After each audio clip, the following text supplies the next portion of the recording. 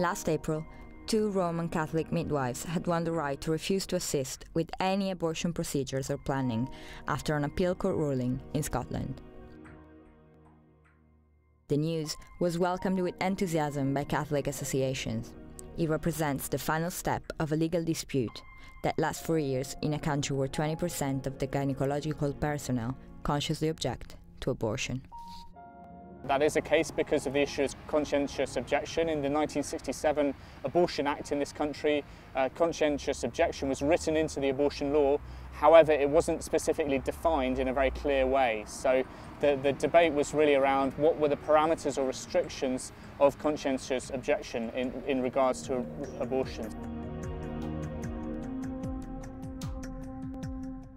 Certainly in England, Scotland and Wales, well actually in the UK as a whole, about 80% of the public is pro-choice, and it's only quite a small percentage. And even within that small percentage, there's quite a lot of people who just, don't want to choose it for themselves.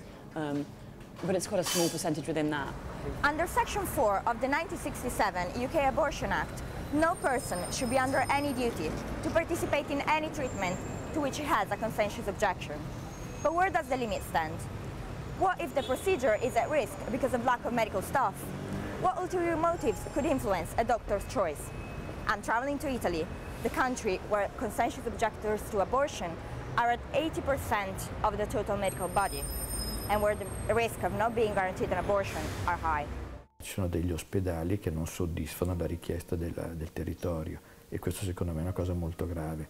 A Milano, che credo sia una delle situazioni più favorevoli in Italia, c'è comunque un pellegrinaggio di pazienti da un ospedale all'altro perché non trovano un posto dove vengano accettati. More and more often, the medical and non-medical staff in public hospitals decide to object and declare themselves anti-abortion. According to official data, 69% of gynecologists working in public hospitals are anti-abortion in Italy. However, research from pro-choice organizations have said it's actually 83%, highlighting the age of the doctors as an alarming factor. Tutti quelli sotto i 35 anni che lavorano nelle strutture, nelle aziende ospedaliere dove io ho fatto domande, sono fin dal principio obiettori di coscienza. Fra gli strutturati metà dei ginecologi che adesso non sono obiettori nel giro di 5-6 anni andranno in pensione. Effettivamente sono più grandi di me, sono più anziani. Su 16 quanti siamo noi, compreso il primario, ufficiali sono i 3 i non obiettori in questo momento. Often, doctors who do not object are isolated when performing these procedures. The choice becomes very heavy, both psychologically and professionally. I think that's a problem with conscientious objection in general, is that the more people conscientiously object, it means that those who don't, that becomes really the focus of what they're doing. And that may not be what they want career-wise, it may not be what they want for their lives, so I think that's a problem. Io per tanti anni guarda, nel mio reparto sono stato l'unico non obiettore di coscienza e questo ovviamente comporta anche un discreto danno per la mia attività lavorativa, nel senso che essendo l'unico molto del mio tempo lo dovevo spendere preoccupandomi delle interruzioni di gravidanza. The consequence is that the system of voluntary interruption of pregnancy is paralyzed, making the wait sometimes too long. And whatever the reason for the woman's choice, the path becomes one of isolation, blame and pain. Può succedere che la donna si senta dire no, questa notte purtroppo non c'è la persona che può aiutarla. Sì. Mi è successo nei racconti delle donne dopo interruzioni di gravidanza di aver avuto cose addirittura paradossali, addirittura sospendere la procedura farmacologica in attesa che possa arrivare la persona di turno che può dare il successivo dose di farmaco. Many women have to move to other countries, such as Switzerland, France or England. Others turn to clandestine abortion. According to pro-choice and anti-abortion associations, at least 40,000 women every year resort to these drastic measures. Why does this happen?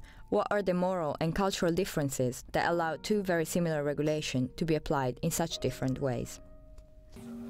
The Church of England is, I think they could be a lot more vocal in being clear about their views, and there are certainly people within it who are anti-choice, especially the more kind of evangelical end of the Church of England. But as a whole, it tends not to weigh into the debate, which I approve of, which I think they shouldn't because it's none of their business. But it does tend to be when, for example, 40 Days for Life, and they do a vigil. At the end of that vigil, it will be a Catholic bishop who comes down and leads the big prayer session at the end of it. Catholic Church has always considered life as God's gift and beyond human beings' control. Therefore, it qualifies abortion as homicide. The Vatican has always deliberately condemned Catholics who vote for pro-choice candidates, influencing political decisions in a country that is supposed to be secular. Everywhere around Italy, public hospital hierarchies are climbed and conquered by members or figures close to Comunione Liberazione, a Catholic organization that has gained growing influence since the mid-70s. This is true not just for managers, but also for doctors and nurses. The hardest battle is over abortion and women's bodies. Questo condiziona le scelte gerarchiche del primario, dei responsabili e può anche arrivare poi alla base, a influenzare le scelte di base. I giovani vengono assunti magari se sono conosciuti per certe loro idee. A volte è il primario che ti dice tu adesso devi smettere, devi obiettare, se no non ti tengo qua. Allora un nuovo primario che arriva e dice o tu prendi l'obiezione o te ne vai, ne abbiamo visti parecchi in Lombardia in questi anni, è un primario che fa violenza sulla coscienza di un ginecologo col ricatto di fargli perdere il posto, questo l'abbiamo visto. Quindi anche lì va capito bene, a volte le persone sono messe in un angolo e lo dicono anche io non l'avrei data l'obiezione, però questo è il mio posto. But conscientious objection is not only a matter of moral duty, often it is a matter of convenience. So people who are training to be surgeons, if they conscientiously object to the procedure, they're likely to instead be given more interesting, more complicated surgeries to perform. So it's actually a little bit good for their career. Ci sono tantissimi obiettori di coscienza perché la procedura dell'intervento, dell'interruzione di gravidanza è una procedura scomoda, è una procedura sgradevole, è una procedura anche discriminante. Per cui è qualcosa che dal punto di vista lavorativo non è assolutamente gratificante e non è certo un motivo di carriera o di maggior guadagno. The prenatal diagnosis exam that can identify genetic malformations in the fetus are very expensive. In many cases, patients who discover their fetus is malformed will turn to abortion. Catholic and private hospitals, even though they won't perform the abortion, will perform these exams because they generate profit. Se fosse un'attività gratuita, fatta volontariamente, una diciamo solidarietà verso la donna, forse molto delle dubbi che a volte mi vengono cadrebbero. Invece no, io vedo anche fior di proprio interesse economico.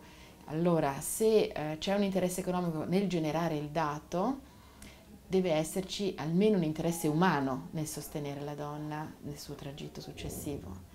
While in the UK, conscientious objectors fight to avoid taking part in abortion procedures, in Italy, when it comes to money, some people might compromise their ethics.